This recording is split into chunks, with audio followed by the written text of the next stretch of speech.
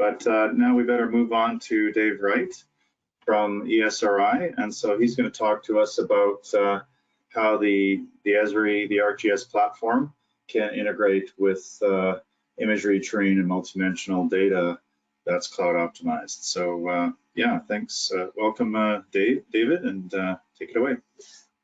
Thanks, Dean, and hi, everybody. Yeah, I'm with the imagery and remote sensing team here at ESRI. I'm based out of Colorado in Fort Collins. And today, I'm really focusing on kind of the main interfaces between cloud optimized GeoTIFF, STAC, and some other open data formats.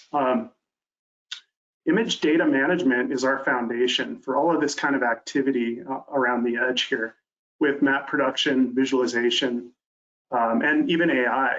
So basically, we can take advantage of cloud objects in object storage directly and thread that through all of these processing capabilities. We can also use a different data model, a Mosaic data set, to reference those objects together and have kind of this seamless experience with sets of data. And then we can also use STAC. So the idea that you can discover these items together or independently. We have a free and open source solution called GeoPortal Server. I encourage you to check that out. Don't have a lot of time to cover it. Or you can use our partners' stacks.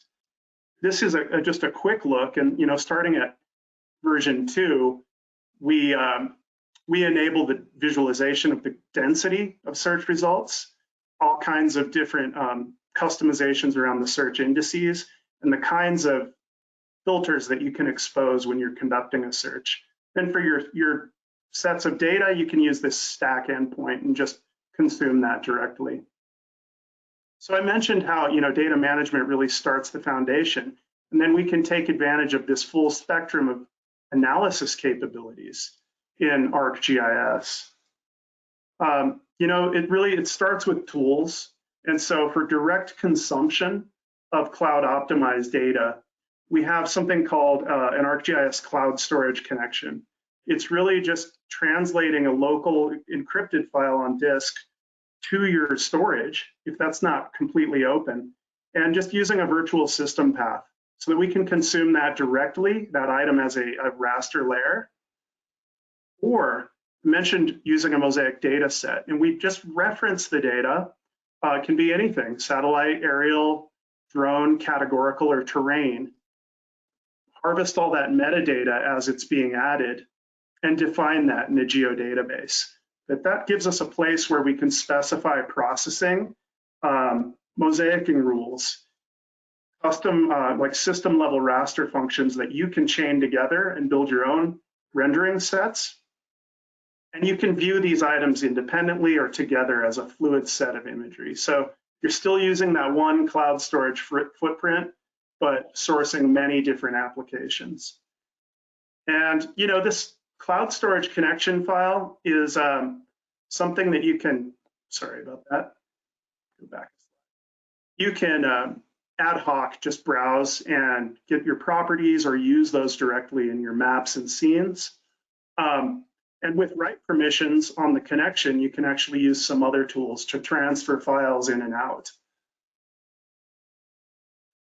Okay, you can also use that Mosaic data set to reference the sets. And then you have this fluid set of footprints that you can visualize and control the way that those processing templates are made available to the user. So this is just a very simple kind of a visual context that we're looking at here, but something that's important to keep in mind. Consumption patterns also work with multidimensional data. So Zarr is something that we support. You can just directly read that from the cloud and bring that in through time-enabled visualization and analysis and a whole set of tools around aggregation, trends, observations like that. So in terms of conversion, if you have some data that's not cloud optimized yet, take a look at the copy raster tool. This is something that lets you open up any of the supported data formats that we have, from Envy and ERDAS and JP2 and standard striped TIFFs and wavelet compressed items. You can also get into your netcdf, GRIB, and HDF files and just convert that ad hoc, or you can script against this tool.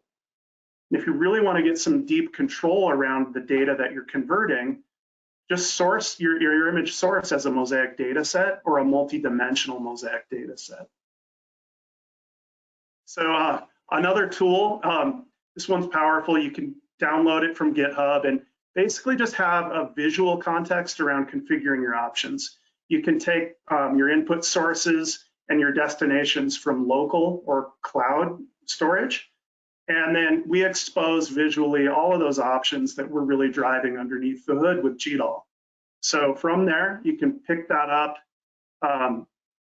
You can rehydrate those commands that you've built with the visual tools and then script against that.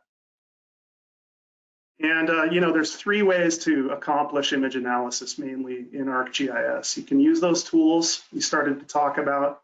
You can use Python and raster functions.